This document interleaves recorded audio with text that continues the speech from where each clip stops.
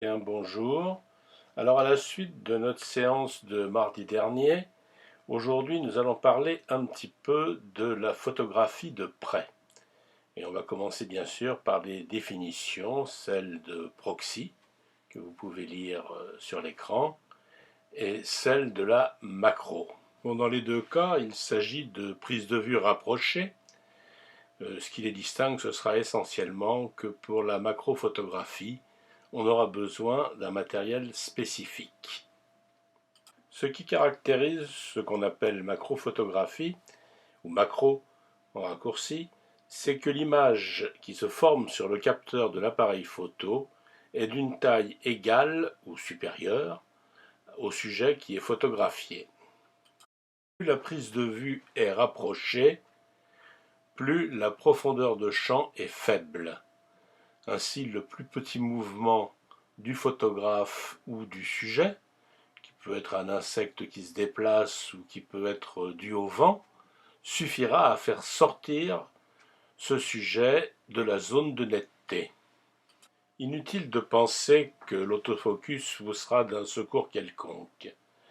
Le mieux est de choisir une mise au point et de se déplacer légèrement d'avant en arrière pour essayer que le sujet soit parfaitement net. Vous devez veiller à être particulièrement stable et l'usage d'un pied ou d'un monopode est fortement recommandé. Pour nous résumer, vous devrez donc travailler à une vitesse assez élevée, avec un diaphragme relativement fermé, et donc il vous faudra pas mal de lumière. Vous pouvez toujours en ajouter. Moi, j'utilise généralement un flash déporté que j'installe sur un pied à proximité de l'endroit où je fais mes photos.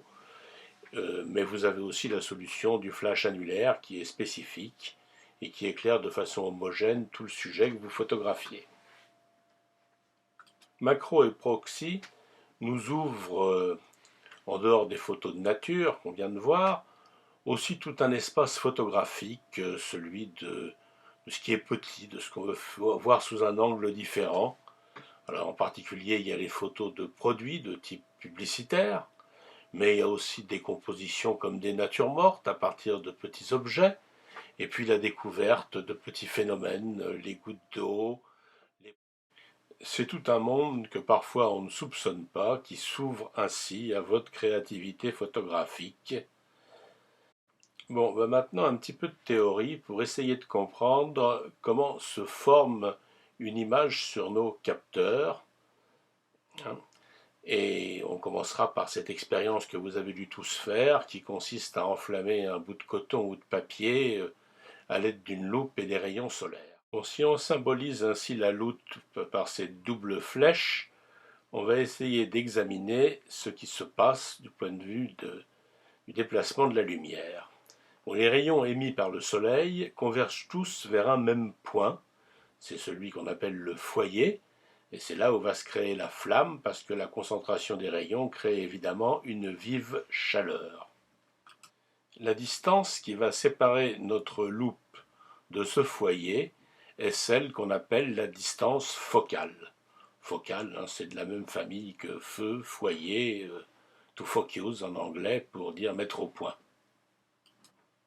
Si on considère la marche des rayons lumineux, on voit donc que ceux qui viennent de l'infini, ceux qui arrivent parallèlement à l'axe optique, convergent vers le foyer. A l'inverse, ceux qui viendront d'un même point et passeront par le foyer de l'autre côté de la lentille, eh bien, seront redressés, puisqu'une lentille dévie la lumière, et sortiront parallèles à l'axe optique. Ça nous permet ainsi de déterminer à quel endroit se trouvera le point de l'image, le point où se formera l'image du sujet. Ce point net déterminera donc le plan de netteté de votre image et par conséquent la distance qu'il doit y avoir entre le centre optique et le capteur. Cette distance s'appelle le tirage de votre objectif.